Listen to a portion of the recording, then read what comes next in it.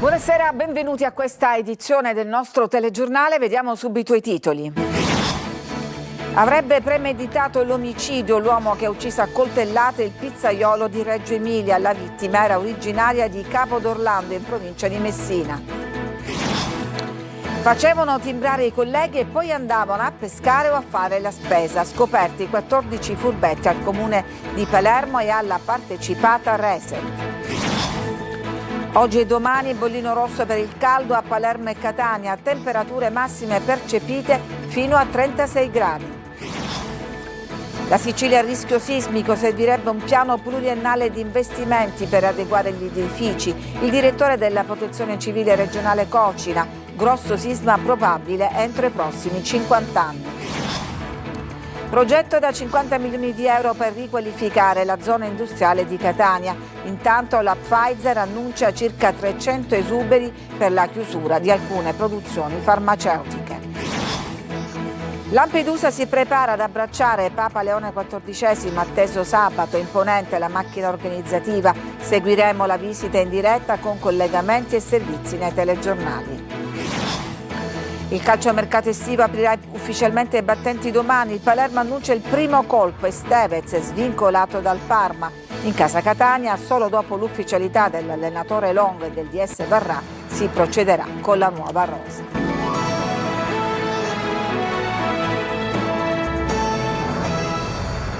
Ed è stato arrestato l'uomo che avrebbe ucciso a coltellate il pizzaiolo di origini siciliane a Reggio Emilia. Si valuta l'ipotesi della premeditazione. Davanti alla pizzeria una processione di amici e conoscenti che lo ricordano come un uomo generoso. Orazio Longo. Una fiaccolata davanti alla pizzeria e decine di messaggi e mazzi di fiori per ricordare Raffaele Stipa, il pizzaiolo 67enne ucciso a Reggio Emilia, cordoglio di tutta la comunità del quartiere per l'uomo, originario di Capodorlando nel Messinese, che da 20 anni gestiva il locale Yogi nella zona sud della città emiliana. Una bravissima persona, lo ricordano in molti, una gentilezza che andava oltre, siamo tutti scossi. Sotto shock è stata dimessa dall'ospedale con una prognosi di 20 giorni la sorella che nella colluttazione aveva tentato di difendere il fratello, mentre la polizia ha arrestato l'uomo che si ritiene essere il killer. Si tratterebbe di un cliente abituale, un italiano di 42 anni che avrebbe problemi di tossicodipendenza. In casa dei suoi genitori, dove l'uomo è stato rintracciato dopo essere fuggito, sono stati trovati i vestiti che gli inquirenti ritengono presumibilmente indossati durante l'omicidio ed è stato sequestrato un coltello che si pensa possa essere l'arma del delitto. Sono in corso gli accertamenti della scientifica. Al vaglio degli inquirenti l'ipotesi della premeditazione. Secondo il procuratore capo Calogero Paci, il presunto movente sarebbe legato a un fatto avvenuto alcune ore prima. Un amico dell'aggressore sarebbe andato a chiedere 3 pizze senza pagare, ma ci sarebbe stato il diniego della sorella visto che avevano altri debiti per pizze non pagate. Non si sa cosa sia scattato nella mente dell'indagato, ma da quanto ricostruito dalle telecamere interne del locale, l'uomo sarebbe entrato diretto per uccidere la vittima, facendo irruzione dietro al bancone e colpendolo con un coltello.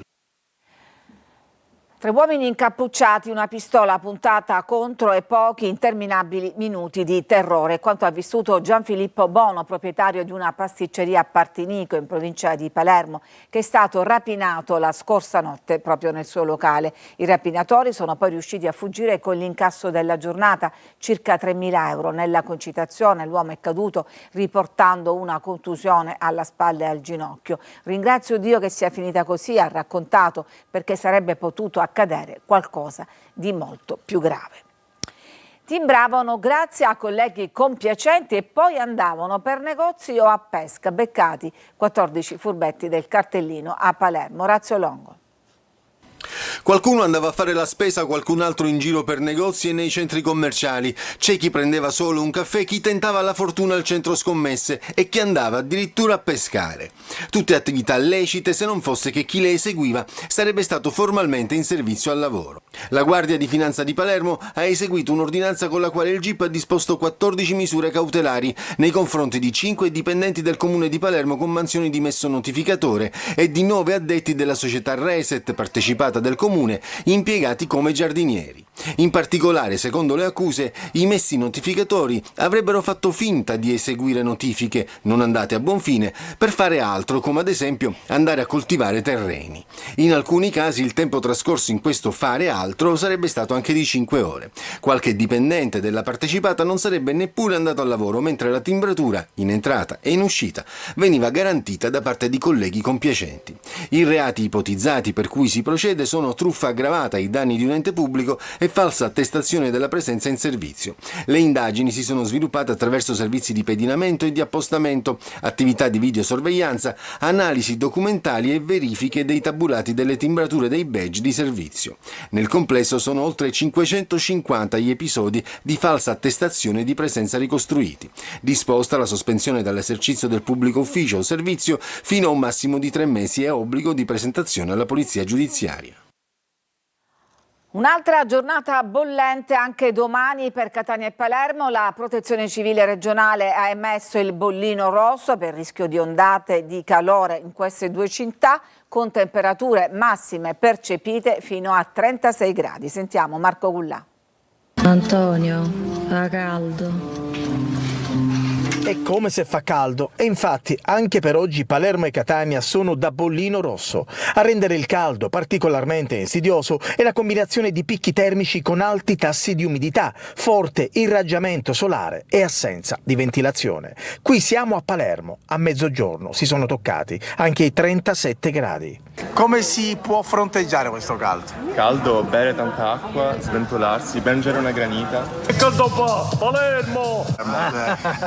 Attenzione però, perché il grande caldo genererà dei temporali accompagnati da frequente attività elettrica che potrebbero interessare le zone interne tra il Palermitano e l'Agrigentino, il Nisseno, le Madonia e i Nebrodi. Ma c'è una buona notizia: il caldo afoso dovrebbe abbandonare l'isola entro qualche giorno. Questo clima afoso ci accompagnerà fino alla giornata di giovedì 2 luglio. Poi dalla serata di giovedì è atteso un cambiamento, perché un rinforzo della corrente a getto polare sull'Atlantico farà arrivare dell'aria un po' più fresca in quota sopra questo serbatoio di aria calda che si è formato in questi giorni e si è accumulato in questi giorni soprattutto sui mari, sulle nostre aree pianeggianti, e oltre a causare un calo delle temperature originerà anche dell'instabilità atmosferica. Intanto, in attesa dell'aria fresca, si ricorre a qualsiasi metodo pur di non sudare. It's very hot here. Grazie. E intanto è stato spento l'incendio che la notte scorsa ha coinvolto il bosco intorno ad Altavilla Milicia in provincia di Palermo. Adesso è conta dei danni. Le fiamme hanno minacciato e costretto a uscire dalle loro abitazioni i residenti ad alimentare il rogo. Secondo le prime informazioni sarebbero stati anche il vento e ovviamente il caldo intenso. Ci sono state ore di tensione fino all'alba, quando l'intervento di vigili del fuoco, forestale e protezione civile ha consentito di circoscrivere le fiamme e poi di spegnerle. La Sicilia è una terra ad alto rischio sismico, in particolare il versante orientale. Alla luce della distruzione arrecata dal terremoto in Venezuela, quali sarebbero gli effetti di un sisma nella nostra isola? Lo abbiamo chiesto al direttore della Protezione Civile siciliana. L'intervista di Adelaide Barbagallo. Questa è una terra sismica, non è il terremoto che fa i morti, ma sono le case che crollano e diventano purtroppo, come abbiamo visto in Venezuela, le tombe per le persone che restano sepolte sotto. Si è fatto tantissimo negli ultimi 30 anni. Il problema è che sono gocce in un mare. Il fabbisogno per mettere in sicurezza tutti gli edifici a rischio nella Sicilia orientale, si parla di centinaia di migliaia di edifici a rischio, ammonta a decine e decine di miliardi, chiaramente incompatibili con le risorse economiche. Non possiamo prevedere data e ora dei terremoti, località, però sappiamo che un terremoto succederà, per cui nei prossimi 50 anni c'è ad esempio una buona probabilità. Quando dico buona probabilità dico già il 10% di probabilità che si verifichi un terremoto con un'accelerazione molto forte in quest'area. L'avvocato del 19enne Alessandro Mondo, arrestato con l'accusa di omicidio stradale dopo aver travolto domenica scorsa a Messina, a Torrefaro, la 16enne Giulia Scimone, ha deciso di rinunciare al mandato. Il legale ha già depositato l'atto di rinuncia. Domani sarà effettuata l'autopsia sul corpo della ragazza. Sono partiti i lavori di riqualificazione della zona industriale di Catania, un maxi intervento da 50 milioni di euro che punta a mettere in sicurezza la viabilità del polo produttivo e a rinunciare allo sviluppo industriale. Desiree Ferlito. Strade al buio, dissestate, con una condizione marciapiedi assolutamente impraticabile, il verde abbandonato, stiamo provando invece adesso a ripartire. Ripartire dalla zona industriale di Catania. Dopo anni di attese e inefficienze hanno preso ufficialmente il via i lavori di scarificazione che segnano l'apertura di un maxi cantiere da 50 milioni di euro, finanziato dalla Regione Siciliana e fortemente voluto dall'amministrazione comunale. Le prime opere riguarderanno il rifacimento della pavimentazione stradale, un intervento considerato prioritario per garantire maggiore sicurezza alle migliaia di lavoratori e di mezzi pesanti che ogni giorno attraversano una delle arterie produttive più importanti dell'isola. Una delle prime intenzioni era quella di realizzare la linea industriale che permette la canalizzazione dei reflui, ma non avremmo mai eseguito i lavori entro il termine del 31 dicembre 2027. Quindi, considerando che un'altra priorità era la sicurezza dei lavoratori in una condizione di assoluta fatiscenza e degrado di tutta la pavimentazione stradale, abbiamo ritenuto fosse urgente intervenire su di essa. Dirottare fondi sulla riqualificazione della rete viaria senza però abbandonare il progetto ambientale, considerata un'infrastruttura non più rinviabile, ha garantito il sindaco trantino. Intanto il maxi cantiere prevede il rifacimento integrale di circa 50 strade, la ricostruzione dei marciapiedi, l'adeguamento dei sistemi di drenaggio e l'installazione di una moderna rete di illuminazione pubblica a LED. È un momento grandemente significativo, perché non solo rilancia la nostra zona industriale, diventa ancora più attrattiva perché ci sono sempre più aziende che chiedono di insediarsi a Catania. E però mentre si avvia la riqualificazione della zona industriale, c'è un'azienda di questa zona che annuncia una crisi. Parliamo della multinazionale del farmaco, la Pfizer, che ha annunciato lo stop all'attività nel sito Etneo in maniera definitiva del pen e delle siringhe. Per i sindacati questo si traduce in un esubero strutturale di poco più di 300 dipendenti. La Pfizer presenterà un piano di mitigazione al Ministero, ossia una serie di proposte per minimizzare al massimo l'impatto occupazionale, ma ha parlato anche di un'eventuale cessione del sito, spiegando che si tratta di un'opzione ma non è scontata. I sindacati chiedono che intervenga il governo. Cambiamo argomento. Lampedusa si prepara ad accogliere Papa Leone XIV. Il pontefice arriverà nell'isola delle Pelagie sabato. Imponente la macchina organizzativa. Seguiremo questa storica visita in diretta con collegamenti e servizi nei nostri telegiornali. Adelaide Barbagallo. Mentre Lampedusa continua ad accogliere migranti, nell'isola vengono completate le ultime opere per l'arrivo sabato di Papa Leone XIV. Tutte sold out le strutture ricettive. Temporaneamente è stato aperto lo scalo di Cala Pisana. Davanti la maggiore delle isole Pelagie arriveranno le navi militari per trasferire e far alloggiare quasi 100 sanitari e 250 operatori della protezione civile. La San Giusto della Marina garantirà la sistemazione, visto che a Lampedusa non ci sono più posti in alberghi e B&B, agli addetti della macchina organizzativa. Attesi centinaia di operatori dell'informazione. A Lampedusa saremo presenti anche noi per documentare durante i telegiornali la storica visita di Leone XIV, che avviene 13 anni dopo quella di Papa Francesco. Altamente simbolico il posizionare sull'altare dove sarà celebrata la messa la Madonna di Portosalvo, patrona di Lampedusa e simbolo di amicizia tra i popoli. Nelle immagini vediamo la grande festa che ogni anno i lampedusani le dedicano.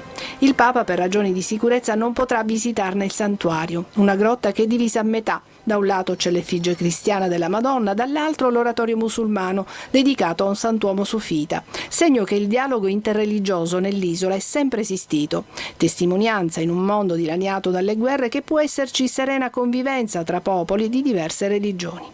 Leone XIV arriverà sabato alle 9. Il pontefice toccherà i luoghi simbolo dell'isola, il cimitero per ricordare le vittime del mare, la Porta d'Europa, monumento simbolo delle migrazioni, il Molo Favaloro che sarà intitolato a Papa Francesco. La mattinata si concluderà con la messa, al termine della quale Papa Leone ripartirà per fare rientro in Vaticano. Ci fermiamo, c'è una pausa per la pubblicità, torniamo tra poco con altre notizie.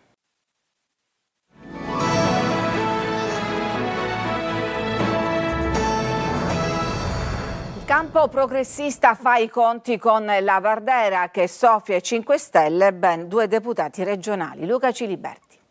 Il Campolargo prova a riorganizzarsi, a serrare le file in vista della lunga campagna elettorale che arriverà fino alle regionali, sulla carta in calendario a fine 2017, ma con la finestra sempre aperta a date anticipate.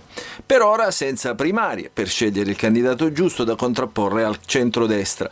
Nel frattempo però alcuni deputati di opposizione si avvicinano a quello che resta ancora oggi un potenziale alleato, l'ex Iena Ismaele Lavardera, che ha disertato il tavolo di confronto palermitano per accogliere 2 ormai ex grillini, la catanese Giose Marano e il siracusano Carlo Gilistro. Noi nel corso degli anni il Movimento 5 Stelle ha visto tantissimi ex deputati andare via. Non mi pare che nessuno di essi è stato poi rieletto. E domani il deputato Ismaele Lavardera terrà una conferenza stampa per presentare i 2 deputati, ai quali si aggiungerà un terzo nome, con ogni probabilità Alessandro De Leo, che recentemente ha lasciato Forza Italia, per annunciare la nascita del gruppo parlamentare di controcorrente.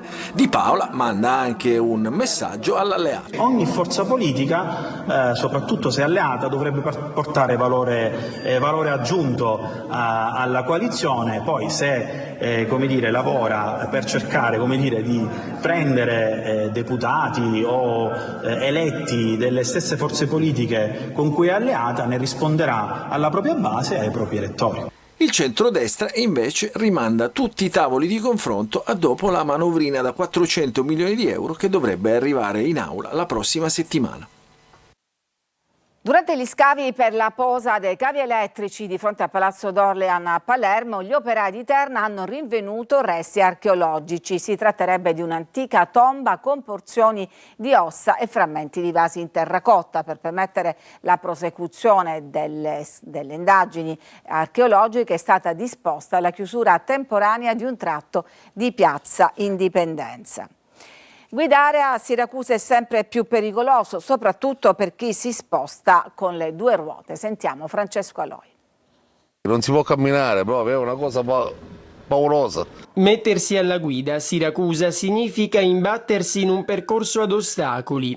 Sì, tra buche e tondini in ferro con la rete arancione. Questa dovrebbe essere una soluzione provvisoria, ma sembra che a Palazzo Vermexio la considerino definitiva. Qui restano 6, 8 mesi, 10 mesi a vita. Secondo me Siracusa si ferma da via Arsenale in su, dopodiché non esiste più per il signor sindaco Siracusa. Le strade sono troppo intasate sia dalle buche che dalle auto e quindi c'è una circolazione un po' disordinata. Quartiere che vai, tondino che trovi. Sulla carta dovrebbe trattarsi di una messa in sicurezza, ma quando tutto viene usurato dal tempo si crea un serio pericolo per automobilisti e soprattutto centauri. Guidare è troppo pericoloso oggi a Siracusa. Ci sono delle strade fatiscenti, tombini, voragini. Tutti i giorni, si capita di beccare una buca che è dannosa sia per lo scooter ma può essere soprattutto pericolosa per la nostra sicurezza. E quindi cosa si fa? La gincana? Quindi si fa la gincana. Su questa pista ciclabile, zona Balza Cradina, i tombini mancano da mesi e mesi e tutto è fermo così, da tantissimo tempo. Tra buche e tondini la sicurezza in strada latita e poi c'è chi definisce tutto ciò opere d'arte contemporanea. Una battuta per sdrammatizzare. Arriva la prima app gratuita Il Festino in Tasca a supporto della festa che celebra Santa Rosalia alla 402esima edizione. L'applicazione, spiega l'amministrazione comunale, funziona come una guida sicura, facile, smart e immersiva ed è in 4 lingue. Il Comune di Palermo la definisce un vero passaporto per vivere il festino in tutte le sue forme. Ci fermiamo adesso, c'è una pausa per la pubblicità, torniamo tra poco con la pagina sportiva.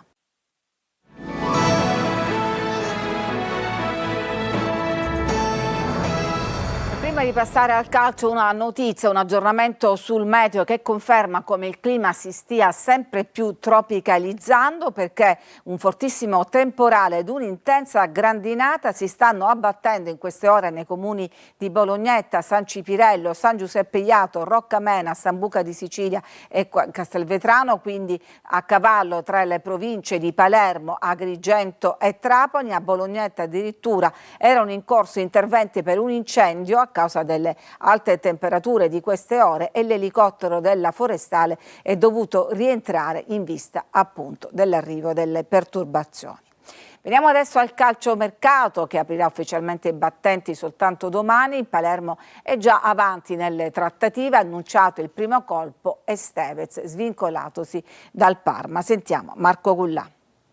In attesa delle ufficialità per Hernani e Cassandro, il Palermo ha già annunciato l'ingaggio del centrocampista Nahuel Estevez. Il calciatore svincolatosi dal Parma si è legato al club di Viale del Fante con un contratto pluriennale. Ma il Palermo lavora anche su altri reparti. Trimboli è ancora nei radar per la mediana, mentre la Padula viene indicato come una possibile soluzione per il ruolo di vice Poyampalo. Tra i nomi in lista ci sono anche Moreo del Pisa e De Luca, rientrato alla Cremonese dopo il prestito al Modena. Il Palermo dovrà sciogliere diverse situazioni in uscita. Nicolao è seguito dalla Stera Tripolis, mentre Blen e Gomez restano sul mercato. Passiamo al Catania, che procede per tappe. Prima l'ufficializzazione del DS Varrà e dell'allenatore Longo, che nel fine settimana approfondirà con la società le strategie di mercato, in attesa di vedere i giocatori al Massimino per il ritrovo e poi per i primi allenamenti. L'obiettivo è chiaro: alleggerire il monte ingaggi e nel frattempo restare competitivi con una distribuzione diversa del budget, rispettando il salary cap che entra in vigore dal 1 luglio. Ecco perché i giovani sono in primo piano, i nati dal 2000 in poi, come Bruzzaniti, Jimenez e Leonardi. Ovviamente resteranno anche alcuni giocatori esperti, ma altri saranno sacrificati anche per contenere gli ingaggi. In entrata i profili accostati sono quelli che Longo aveva a Crotone e che a quanto pare erano stati anche avvicinati dal Foggia quando il tecnico sembrava vicino ai pugliesi. I centrocampisti Gallo e Vinicius, oltre agli esterni Energia e Zunno, qualcuno di loro potrebbe arrivare in rosso-azzurro. Interessano anche Del Sole dell'Ascoli e Cannavò del Cosenza. Da domani si entra nel vivo, dopo la scelta dell'allenatore e del DS va allestita la rosa giusta. Numero 1 d'Italia nella box giovanile è palermitano, a 16 anni e si chiama Mattia Fortunato. Per la terza volta consecutiva si è assicurato il titolo nella categoria 48 kg under 17. Ieri è stato accolto dal sindaco La Galla, che gli ha conferito una targa e la medaglia della città di Palermo, che riconosce talento, sacrificio e dedizione. Il quartiere Altarello, dove Mattia è cresciuto sportivamente, ne è orgoglioso.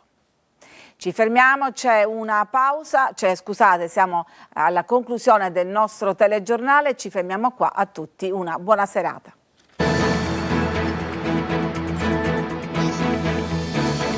Entra nel mondo dell'informazione con l'app Sicilia Web. Resta sempre aggiornato con le news e le live in diretta.